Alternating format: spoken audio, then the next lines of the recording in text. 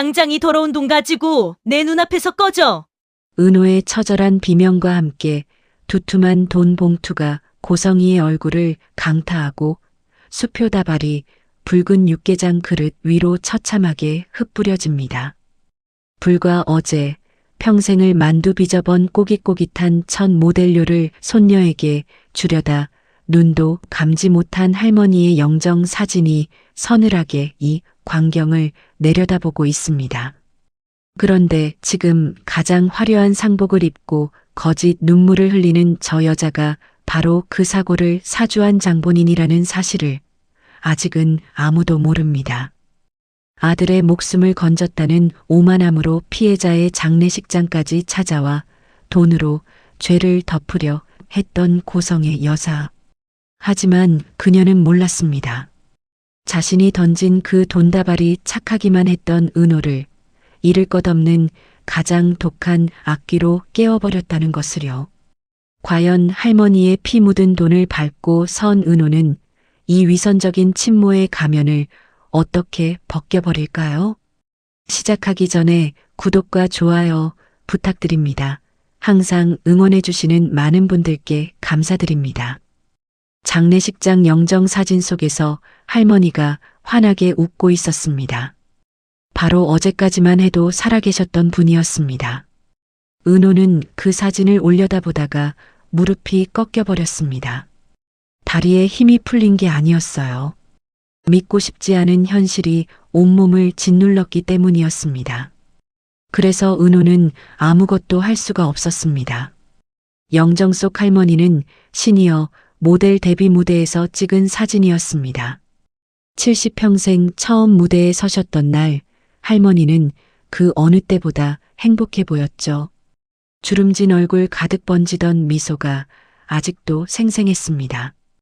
은호는 할머니가 첫 모델료를 받던 날을 떠올렸습니다.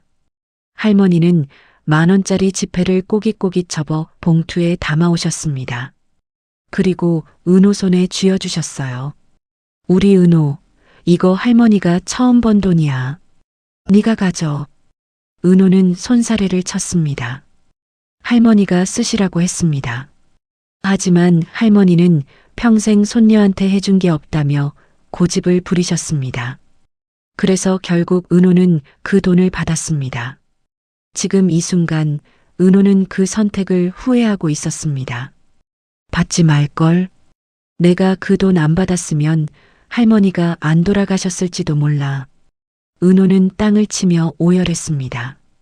왜 하필 그날 백화점에 가자고 했을까요? 첫 모델료 기념으로 맛있는 것 사드리겠다고 했습니다. 그래서 할머니는 외출을 하셨고, 그래서 그 사고를 당하신 겁니다. 장례식장 한쪽에서는 아버지 상철이 넋이 나간 채 앉아 있었습니다. 하루아침에 어머니를 잃었습니다. 게다가 아내 경숙마저 중환자실에서 사경을 헤매고 있었어요. 그래서 상철은 상주 자리를 지킬 힘조차 없었습니다. 지혁이 대신 상주 역할을 맡았습니다. 은호가 물 한 모금 안 마시고 빈소를 지키는 모습을 볼 때마다 분노가 치밀었습니다. 이 비극의 원인이 누구인지 알고 있었기 때문입니다. 장례식장 입구에는 영나가 서성이고 있었습니다. 고성이의 딸이었습니다. 영나는 알고 있었어요. 엄마가 사주한 오토바이가 빗길에 미끄러져 은호네 택시를 들이받았다는 것을요. 그래서 영나는 은호의 얼굴을 마주할 용기가 나지 않았습니다. 할머니 밥집 단골 손님들이 찾아와 울었습니다. 어제까지만 해도 그렇게 정정하셨는데, 손녀 자랑을 그렇게 하셨는데, 은호는 품속의 현금 봉투를 가슴에 꼭 안았습니다. 할머니, 내가 미안해. 내가 그 백화점에 가자고만 안 했어도 집 거실에는 포장도 안 뜯은 안마기가 있을 겁니다. 은호가 첫 월급으로 사들인 건데 할머니는 좋은 날 쓰겠다며 아끼셨죠.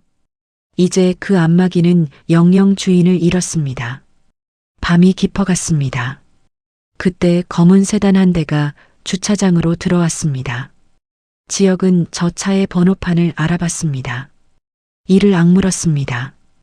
은호의 모든 불행의 원인이 저 차에서 내리고 있었습니다. 그 계획을 아무도 몰랐습니다. 고성의 자신마저도 오늘 밤 이곳에서 무슨 일이 벌어질지 예상하지 못했습니다. 내일 아침 장례식장을 나서면 모든 것이 달라질 겁니다. 성희는 장례식장에 가기 전 차 안에서 거울을 보며 립스틱을 고쳐 발랐습니다. 누군가의 장례식장에 가는 사람의 얼굴이 아니었습니다. 입꼬리가 살짝 올라가 있었어요. 왜냐하면 방금 전 병원에서 좋은 소식을 들었기 때문이었습니다. 우진이 수술 성공이래. 경과도 좋고. 성희는 비서의 보고를 듣고 한숨을 내쉬었습니다. 안도의 한숨이었습니다. 아들이 살았으니 이제 됐다고 생각했습니다. 은호의 간이 아니어도 다른 방법을 찾았고 그래서 우진은 살아났습니다. 성희에게는 그것만이 중요했습니다. 산 사람은 살아야지. 우진이가 살았으면 된 거야. 성희는 스스로에게 그렇게 말했습니다. 거울 속 자신의 얼굴을 보며 슬픈 표정을 연습했습니다. 눈썹을 찌푸려 보고 입술을 꾹 다물어 보고 고개를 살짝 숙여 보았습니다. 장례식장에서 보여줄 표정을 미리 준비하는 것이었죠. 성희는 비서를 돌아보며 말했습니다. 조의금 봉투 두껍게 준비했어? 네, 사모님. 5천만 원 넣어뒀습니다. 잘했어. 입막음 비용이라고 생각하면 싸지. 성희의 입에서 나온 말이었습니다. 누군가의 죽음 앞에서 입막음 비용이라니요. 하지만 성희는 아무렇지도 않았습니다. 오히려 이 장례식장 방문을 자신의 도덕적 우위를 보여줄 기회라고 생각했습니다. 버린 딸의 가족이 죽었는데도 찾아가 조문하는 자신이 얼마나 대단한 사람인지 보여주고 싶었던 겁니다. 검은 세단이 장례식장 주차장에 멈췄습니다. 성희는 차에서 내렸습니다. 머리부터 발끝까지 명품으로 감싸고 있었습니다. 검은색 코트, 검은색 구두, 검은색 가방. 모두 외국 유명 브랜드 제품이었습니다. 장례식장에 어울리는 색이었지만 그 가격은 보통 사람들의 월급 몇 달치를 훌쩍 넘었습니다. 성희는 슬픈 표정을 지으며 장례식장 안으로 들어갔습니다. 주변 사람들의 시선이 느껴졌습니다. 수군거리는 소리도 들렸어요. 저 여자가 그 대기업 사모님이야? 은호 친엄마라는 소문이 있던데? 성희는 그 소리를 듣고도 표정 하나 변하지 않았습니다. 오히려 더 우아하게 걸었습니다. 자신을 쳐다보는 시선들이 싫지 않았기 때문이었습니다. 지혁이 성희를 발견했습니다. 순간 이를 악물었습니다. 앞을 가로막으려고 한 발 앞으로 나섰습니다. 하지만 그때 은호가 비틀거리며 일어났습니다. 들어오게 둬요. 은호의 목소리는 차가웠습니다. 감정이 느껴지지 않는 목소리였어요. 지혁은 은호를 바라보았습니다. 은호의 눈이 달라져 있었습니다. 분노도 슬픔도 아무것도 담겨 있지 않은 눈이었습니다. 성희는 먼저 상철에게 다가갔습니다. 넋이 나간 채 구석에 앉아 있는 은호의 아버지였습니다. 성희는 그 앞에 서서 슬픈 척 한숨을 쉬었습니다. 바깥사돈, 이게 무슨 날벼락입니까? 제가 다 가슴이 아프네요. 바깥사돈이라니요. 성희는 은호를 버린 사람이었습니다. 은호를 키워준 건 상철의 가족이었습니다. 그런데 이제 와서 바깥사돈이라고 부르다니요. 하지만 상철은 아무 대답도 하지 못했습니다. 어머니를 잃고 아내마저 중환자실에 있는 상황이었으니까요. 그래서 성희는 더 뻔뻔해질 수 있었습니다. 아무도 자신에게 대꾸하지 않으니까 자신이 이 자리의 주인공인 것처럼 행동했습니다. 성희는 은호에게로 걸어갔습니다. 은호와 눈이 마주쳤습니다. 성희는 짐짓 안타까운 표정을 지었습니다. 눈썹을 찌푸리고 입술을 꾹 다물고 고개를 살짝 숙였습니다. 차 안에서 연습했던 그 표정 그대로였습니다. 은호야, 너무 상심 마라. 성희가 말했습니다. 그리고 이어서 한마디를 더 했습니다. 네 오빠 수술은 잘 됐단다. 그 순간 장례식장 안의 공기가 얼어붙었습니다. 은호의 눈이 천천히 성희를 향했습니다. 은호의 손이 부들부들 떨리기 시작했습니다. 왜 하필 지금 그 말을 하는 걸까요? 은호의 할머니가 돌아가신 장례식장에서 왜 하필 자기 아들 수술 얘기를 하는 걸까요? 성희는 은호의 반응을 보지 못했습니다. 아니, 보고도 무시했습니다. 성희는 품에서 두툼한 흰 봉투를 꺼냈습니다. 그리고 은호의 손에 억지로 쥐어주려 했습니다. 이걸로 장례 잘 치르고 어머니 병원비에 보태 써라. 성희의 목소리에는 여유가 묻어 있었습니다. 마치 큰 선물을 주는 사람처럼 말했습니다. 부족하면 더 주마. 은호의 손에 봉투가 쥐어졌습니다. 봉투는 묵직했습니다. 안에 든 것이 얼마인지 짐작이 갔습니다. 하지만 은호는 그 무게가 역겨웠습니다. 할머니가 평생 만두 빚고 밥 팔고 처음으로 모델까지 해서 번 돈과는 전혀 다른 무게였습니다. 은호의 눈에서 뭔가가 꺼졌습니다. 그리고 다른 뭔가가 타오르기 시작했습니다. 지역은 그 순간을 지켜보고 있었습니다. 은호의 표정이 변하는 것을 보았습니다. 지역은 알았습니다. 이제 곧 무슨 일이 벌어질지를요. 하지만 아무도 막지 않았습니다. 아무도 막을 수 없었습니다. 은호의 손이 천천히 봉투를 열기 시작했습니다. 은호의 손이 봉투를 찢었습니다. 안에서 수표와 현금 다발이 쏟아져 나왔습니다. 그리고 그 돈은 성희의 얼굴을 향해 날아갔습니다. 장례식장이 순식간에 정적에 휩싸였습니다. 은호는 봉투를 쥐는 순간부터 알았습니다. 이 돈의 무게가 할머니의 돈과는 다르다는 것을요. 할머니가 평생 만두를 빚고 밥을 팔고 70이 넘어 처음으로 모델까지 해서 번 돈은 꼬깃꼬깃한 10,000원짜리들이었습니다. 손때가 묻어 있었고 땀 냄새가 배어 있었습니다. 그런데 이 봉투 안의 돈은 어땠을까요? 반듯하게 정리된 수표와 새 지폐들이었습니다. 냄새도 없고 온기도 없었습니다. 그래서 은호는 구역질이 났습니다. 이 돈으로 입막음을 하려는 거구나. 이 돈으로 할머니의 죽음을 덮으려는 거구나. 은호의 손이 부들부들 떨리기 시작했습니다. 성희는 아직도 여유로운 표정이었습니다. 은호가 감격해서 울 줄 알았던 겁니다. 자신의 큰 은혜에 감사할 줄 알았던 거죠. 하지만 은호의 눈빛은 전혀 달랐습니다. 그 눈에는 감사가 아니라 살기가 담겨 있었습니다. 은호가 봉투를 찢는 순간 성희는 무슨 일이 벌어지는지 이해하지 못했습니다. 수표가 얼굴로 날아왔습니다. 현금 다발이 머리 위로 흩뿌려졌습니다. 그중 일부는 옆에 놓인 육개장 그릇 위로 떨어졌습니다. 빨간 국물에 10,000원짜리들이 둥둥 떠다녔습니다. 장례식장 안에 모든 사람이 숨을 멈췄습니다. 아무도 움직이지 않았습니다. 돈다발이 바닥에 흩어지는 소리만 들렸습니다. 그리고 그 정적을 깨뜨린 건 은호의 목소리였습니다. 이 더러운 돈 가져가. 은호의 목소리는 쉬어 있었습니다. 며칠째 울다 지친 목소리였습니다. 하지만 그 안에 담긴 분노는 날카로웠습니다. 우리 할머니가 평생 만두 빚고 모델에서 번 10,000원 한 장보다 이 돈이 더 더러워. 성희의 얼굴이 굳었습니다. 당황한 기색이 역력했습니다. 이런 상황은 예상하지 못했던 겁니다. 성희는 자신이 베푼 호의가 이렇게 돌아올 줄 몰랐습니다. 그래서 성희도 목소리를 높였습니다. 너 지금 제정신이니? 어른한테 이게 무슨 행패야. 적반하장이었습니다.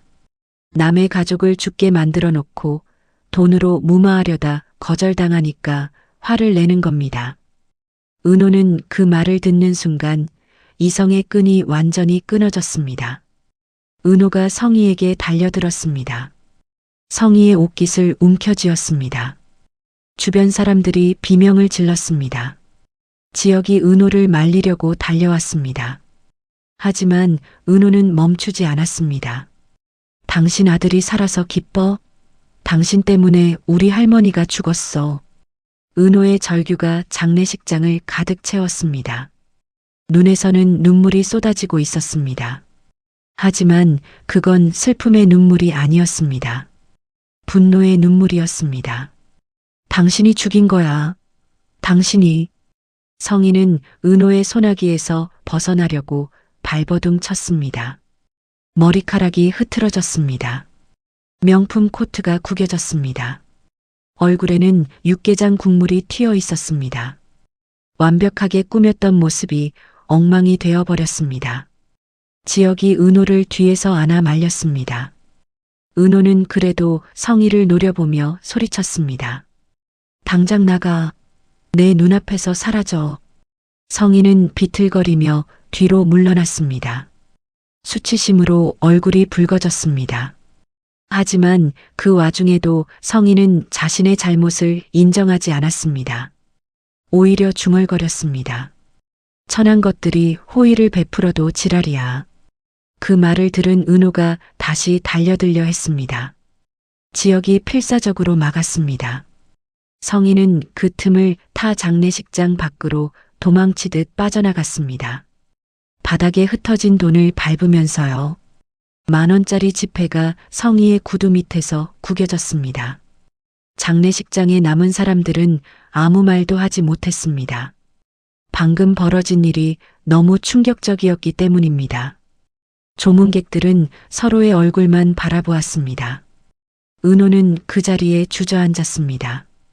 더 이상 서 있을 힘이 없었습니다. 온몸에 힘이 빠져나간 것 같았습니다. 지혁이 은호를 안아주었습니다. 은호는 지혁의 품에서 소리 없이 울었습니다. 바닥에는 돈이 여기저기 흩어져 있었습니다. 육개장 국물에 젖은 지폐도 있었고 구겨진 수표도 있었습니다. 누구 하나 그 돈을 줍지 않았습니다. 마치 그 돈에 손을 대면 안 될 것 같았으니까요. 할머니의 영정사진이 그 모든 광경을 내려다보고 있었습니다. 사진 속 할머니는 여전히 웃고 계셨습니다. 하지만 그 미소가 왠지 슬퍼 보였습니다.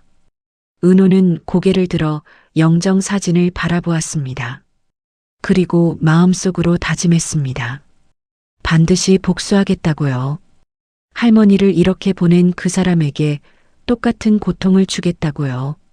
그 결심이 얼마나 무서운 결과를 가져올지 아직 아무도 몰랐습니다. 성희마저도요. 주차장에서는 또 다른 폭풍이 기다리고 있었습니다. 성희가 주차장으로 도망치듯 나왔을 때 누군가가 차 앞에서 기다리고 있었습니다. 딸 영나였습니다. 영나의 얼굴은 창백했고 눈빛은 차가웠습니다. 성희는 순간 발걸음을 멈췄습니다. 영나는 엄마를 똑바로 쳐다보았습니다. 평소와는 전혀 다른 눈빛이었습니다. 애교 섞인 딸의 모습은 어디에도 없었습니다. 그 자리에는 뭔가를 알아버린 사람의 차가운 표정만 있었습니다. 엄마, 할머니 사고 말이야. 영나가 입을 열었습니다. 목소리가 떨리고 있었습니다. 하지만 그건 두려움 때문이 아니었습니다. 분노를 억누르고 있었기 때문이었습니다. 그거 우연 아니지? 성희의 심장이 철렁 내려앉았습니다. 하지만 오랜 세월 거짓말에 능숙해진 성희였습니다.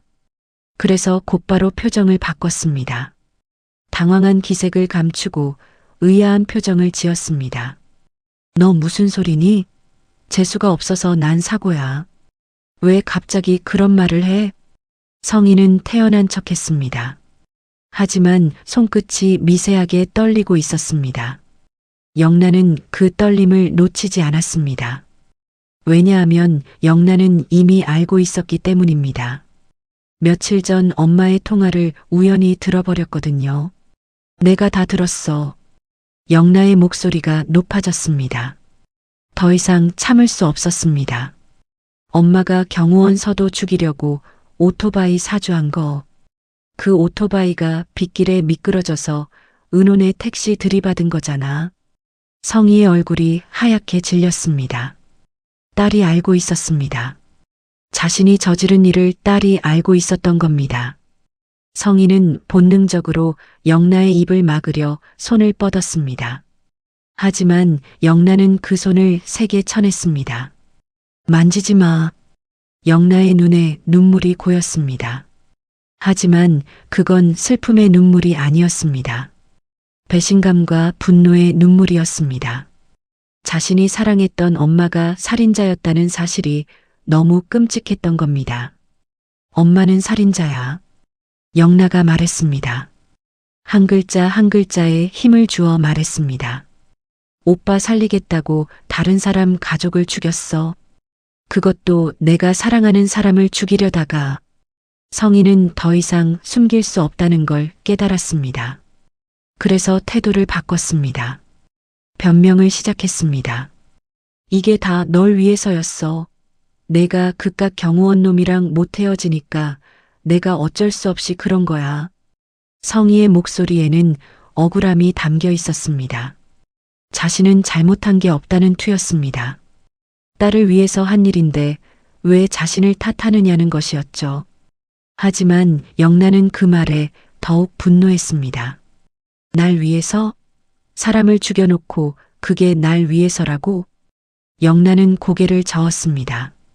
믿을 수 없다는 표정이었습니다. 이 사람이 정말 자신의 엄마가 맞나 싶었습니다.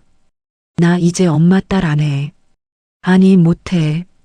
영나가 등을 돌렸습니다. 장례식장 쪽으로 걸어가기 시작했습니다. 성희가 영나의 팔을 잡았습니다. 하지만 영나는 그 손을 뿌리쳤습니다. 어딜 가려고 그래? 은호 언니한테 가서 무릎 꿇고 사과할 거야. 그리고 엄마가 한 짓 다 증언할 거야. 성희의 얼굴이 일그러졌습니다. 딸이 자신을 배신하려는 겁니다. 자신의 편이어야 할 딸이 적의 편에 서려는 겁니다. 성희는 이해할 수 없었습니다. 내가 감히 엄마를 배신해? 배신은 엄마가 먼저 했어. 나한테 거짓말하고 내가 사랑하는 사람 죽이려 하고 무고한 사람 가족까지 죽이고. 영나는 더 이상 뒤를 돌아보지 않았습니다. 장례식장을 향해 걸어갔습니다. 은호에게 가서 용서를 빌 생각이었습니다. 엄마가 저지른 죄를 대신 사과할 생각이었습니다. 성희는 혼자 주차장에 남았습니다. 차에 올라타 문을 닫았습니다. 그리고 핸들을 내리쳤습니다. 한 번, 두 번, 세 번. 손바닥이 빨갛게 달아올랐습니다. 왜 하필 그때 거기를 지나갔어? 왜? 성희는 소리쳤습니다. 하지만 그건 자신의 잘못을 인정하는 소리가 아니었습니다. 운명을 탓하는 소리였습니다. 자신이 사주한 오토바이가 하필 은혼의 택시를 들이받은 것을 원망하는 소리였습니다. 멀리서 지혁이 그 모습을 지켜보고 있었습니다. 지혁은 휴대폰을 꺼내 어딘가에 전화를 걸었습니다. 블랙박스 확보해. 그날 오토바이 동선까지 싹 다 추적하고. 지혁의 목소리는 낮고 차가웠습니다. 복수를 위한 준비가 시작된 겁니다. 이 모든 증거가 어디에서 공개될지 성희는 상상조차 못하고 있었습니다. 내일 박진석 회장의 회사 로비에서 모든 진실이 드러날 겁니다. 장례가 끝났습니다. 조문객들이 모두 떠나고 텅 빈 빈소에는 은호와 지영만 남았습니다. 은호는 할머니의 영정사진 앞에 서 있었습니다. 손에는 마른 수건이 들려 있었습니다. 은호는 그 수건으로 영정사진의 액자를 천천히 닦았습니다. 눈물은 이미 말라 있었습니다. 며칠 동안 너무 많이 울었기 때문입니다. 이제는 눈물이 나오지 않았습니다. 아니, 나오지 않는 게 아니라 나오게 두지 않는 것이었습니다. 왜냐하면 은호는 결심했기 때문입니다. 더 이상 울지 않기로요. 지혁이 조용히 다가왔습니다. 은호의 옆에 섰습니다. 아무 말도 하지 않았습니다. 그저 은호가 먼저 말할 때까지 기다렸습니다. 그래서 한참 동안 침묵이 흘렀습니다. 나 이제 안 울어. 은호가 입을 열었습니다. 목소리는 낮고 차가웠습니다. 며칠 전까지만 해도 밝고 따뜻했던 목소리가 완전히 달라져 있었습니다. 눈물도 아까워. 그 사람들한테 쓸 시간도 아깝고. 은호가 고개를 돌려 지역을 바라보았습니다. 눈빛이 달라져 있었습니다. 슬픔 대신 결의가 담겨 있었습니다.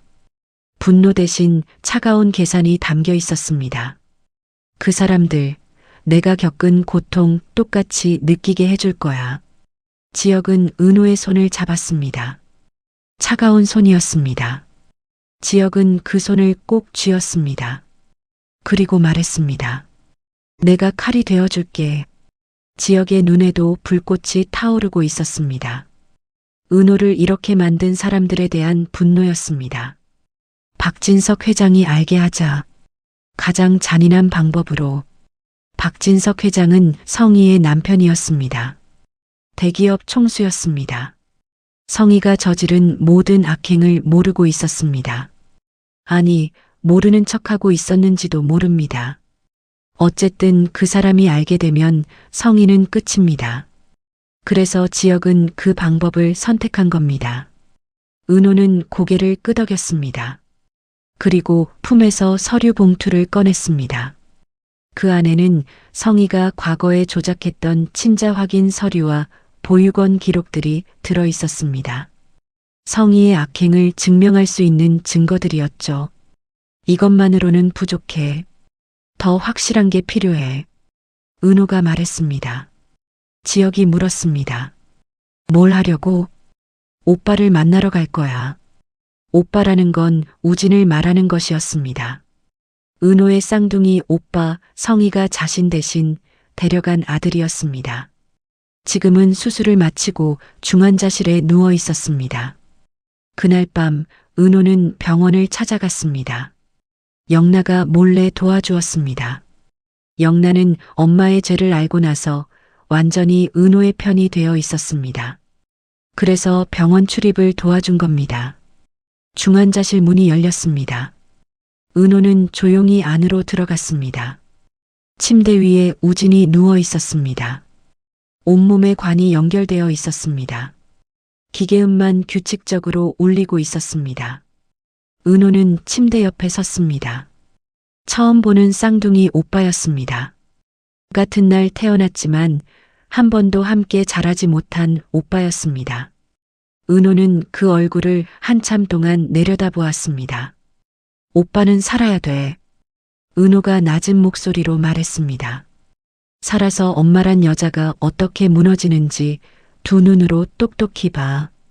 은호의 목소리에는 감정이 없었습니다. 마치 예언을 하듯이 담담하게 말했습니다. 우진은 대답하지 못했습니다. 의식이 없었으니까요. 하지만 은호는 상관없었습니다. 자신의 다짐을 말한 것이었으니까요. 같은 시각 성희의 집에서는 박진석 회장이 서재에 있었습니다. 회장은 무심코 아내의 서랍을 열었습니다. 그 안에서 이상한 메모와 통화 기록들이 나왔습니다. 오토바이 사고 처리에 관한 내용이었습니다. 회장의 눈썹이 찌푸려졌습니다. 뭔가 이상했습니다. 다음 날 아침 은호는 검은 상복을 입고 거울 앞에 섰습니다. 창백한 얼굴이었지만 눈빛만은 살아있었습니다. 결의에 찬 눈빛이었습니다. 은호는 서류 봉투를 가방에 넣었습니다. 그리고 집을 나섰습니다. 목적지는 박진석 회장의 회사였습니다. 대기업 본사 건물이었습니다. 회사 로비에 들어선 은호의 모습이 보였습니다. 검은 상복 차림의 젊은 여자가 당당하게 걸어 들어왔습니다. 경비원들이 힐끗 쳐다보았습니다. 접수대 직원이 고개를 들었습니다. 어떻게 오셨습니까? 은호는 의미심장한 미소를 지었습니다. 그리고 말했습니다. 제보할 게 있어서 왔습니다. 박진석 회장님께 직접 전해드릴 내용이에요.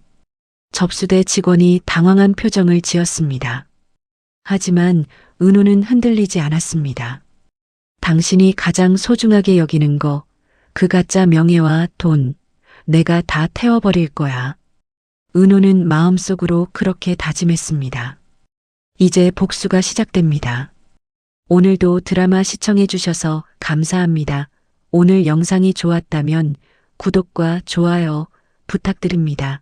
새로운 영상이 올라오면 빠르게 보실 수 있습니다.